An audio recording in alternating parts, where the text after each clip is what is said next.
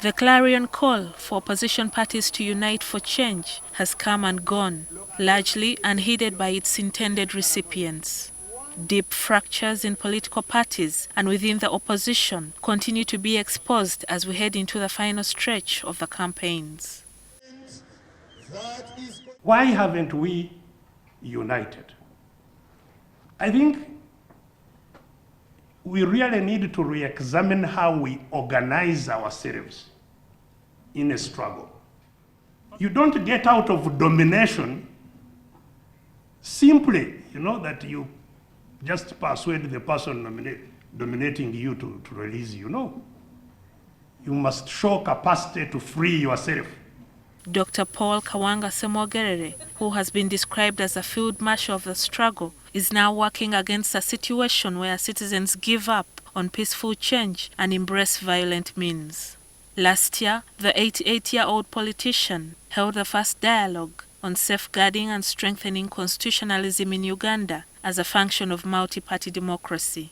The impression was that the dialogue would convince opposition parties to field a joint presidential candidate. And now that they have been they are in the field, for instance, they are experiencing the reaction of the people, how they are being received.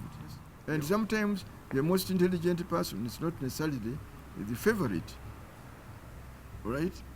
There are surprises. Kyagulanyi is a question himself.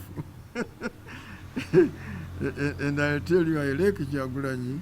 Kyagulanyi we now have is more educated politically than the Kyagulanyi we had 3 years ago because of his disposition politically. The dialogue identified structural problems that have had a huge impact on past elections and the forthcoming election.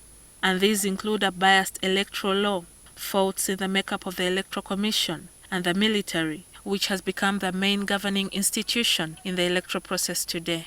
The more we focus on structural issues, the more we can bring in unity. And that unity will solve many problems of discord, problems even of tribalism, problems of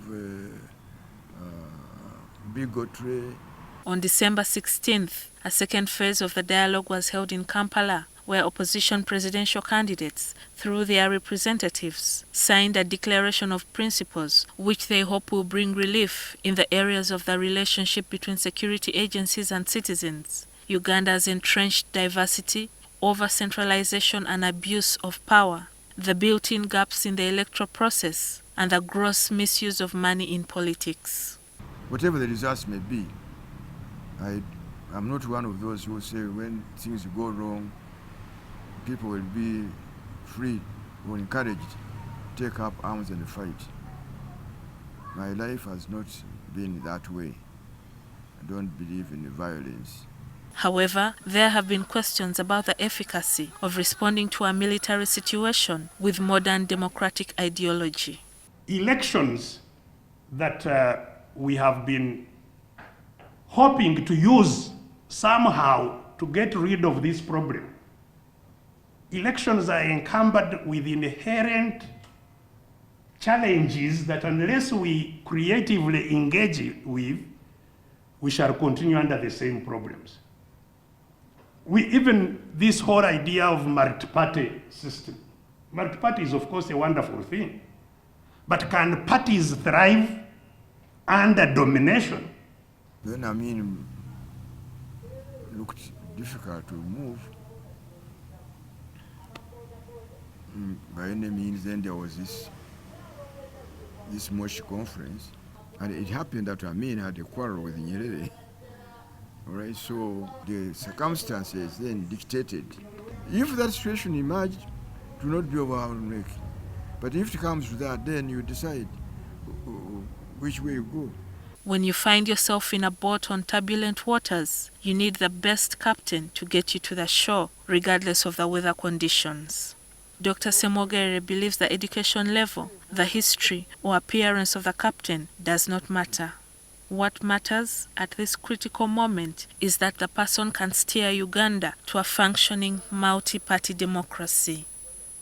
GILLIAN NANTUME, NTV Weekend Edition.